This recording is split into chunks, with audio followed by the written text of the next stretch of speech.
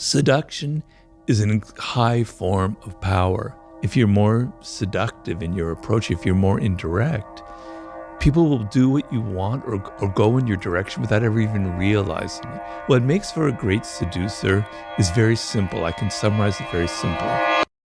You mentioned seduction there, the art of seduction. Why did you write a book about the topic of seduction? Seduction is a high form of power because you make people feel pleasure. You make them feel excited or interested in you, and then their resistance to your ideas slowly lowers, and you have the ability to influence them and to move them in the direction that you want. If you yell at them, like how we were talking about your child, and you tell them, do this, do that, they resent it, and for good reason. But if you're subtler, if you're more seductive in your approach, if you're more indirect, people will do what you want or go in your direction without ever even realizing it. So it was a sub-theme in the 48 Laws of Power. And so I was sort of interested in the psychology of that and why some people are good at it and some people are awkward about it. So when I finished the 48 Laws of Power, I thought this would be a natural segue, the next book. What are the qualities of a great seducer? Well, I like to distinguish between cold seducers and warm seducers. A cold seducer is something you don't want to be. That's the typical image that we might have of a male seducer, but even of a female seducer, like the great courtesans, etc., where they're just after money or the men are just after sex. That's not my ideal. My ideal is kind of a back and forth quality where it's not domination. It's sort of like a game that you're playing. It's like a mating game. It's like a courtship ritual where both people are kind of seducing each other. And so what makes for a great seducer is very simple. I can summarize it very simply. You are outer directed. So when you meet somebody for the first time or you're on a date or whatever it is, you're not having that internal monologue going, does she like me or does he like me? Am I dressed well? Am I saying stupid things? What can I do to impress them? No. You turn it off and you're outer directed and you're listening to them and you're entering their spirit and you're hearing them say things that give you idea of what they're missing in life, of what they want, of what their needs are, of what makes them an individual. You're absorbing it, you're entering into their spirit, and then you can reflect it back to them. You can give them gifts. You can take them to places that show that you're attentive to them. Because if you look at how we are in our day-to-day life, normally people never pay us attention. They're always so self-absorbed. They're never thinking about us. The times where you get the sense that people are actually interested in who you are as an individual is pretty rare. If you give that feeling to someone, it's incredibly powerful because we all want to be validated. We all want to be recognized. So the seducer is not someone who's all worried about him or herself and thinking. They're involved in the other person. They're absorbed like a sponge inside their psychology, inside their world. A lot of this is, very applicable to romance and dating, etc., etc. It feels, for whatever reason, not necessarily something I've read much about in your work, but it feels like dating and romance and relationships have become much more complicated in the modern world, that it's become much more difficult to seduce somebody. What are the attributes of someone then that is not good at seducing? Anti-seducer has many qualities. I have a whole chapter on the anti-seducer. I try and define it.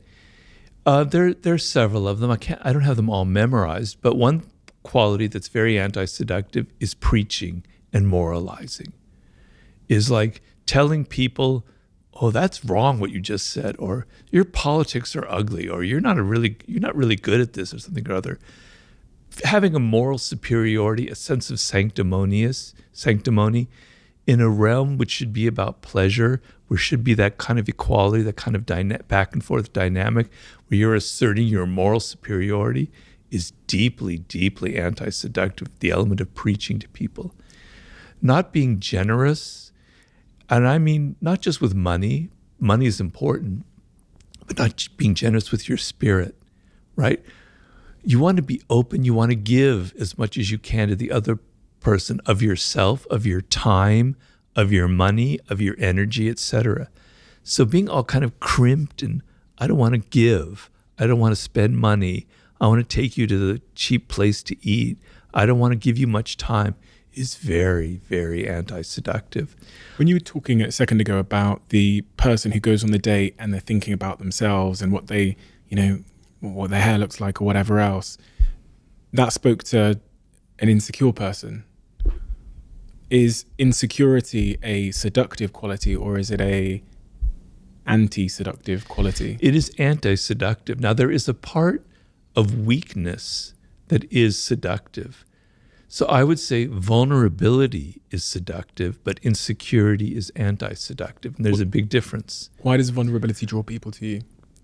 Because the sense, so if I can define seduction in simple terms, most of the time we are closed to the influence of other people, particularly now. We have these walls up because life is harsh. People are coming at us with their advertisements, with their pleas, with their wanting money, with this, that, and the other. And we've all learned to be very defensive, right? And seduction is an openness, is the opposite of that. And you felt it when you were a child towards your parents. You felt very vulnerable and open.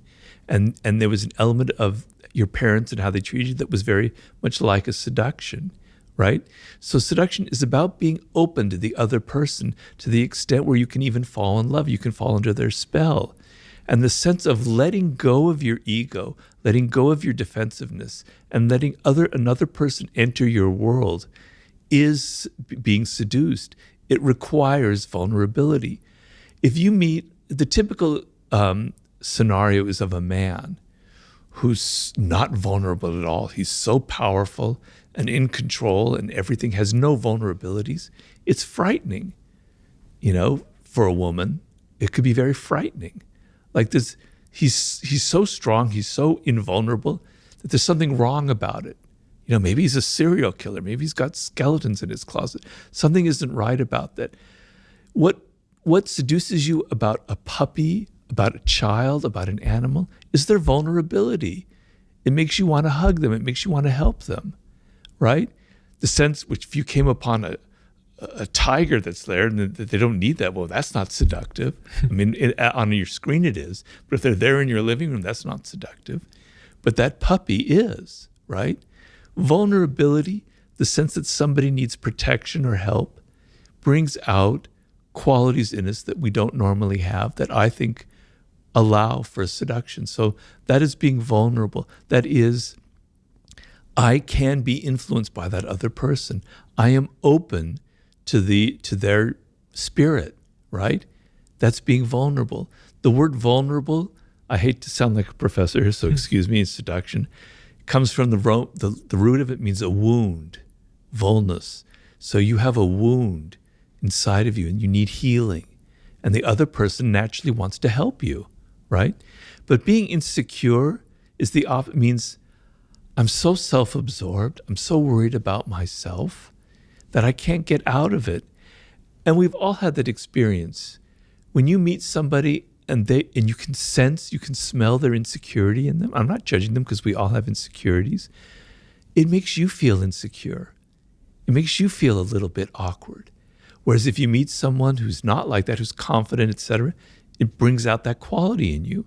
So if you're on a date and there's someone you smell that kind of insecurity, it makes you awkward and insecure. It creates a kind of a problem.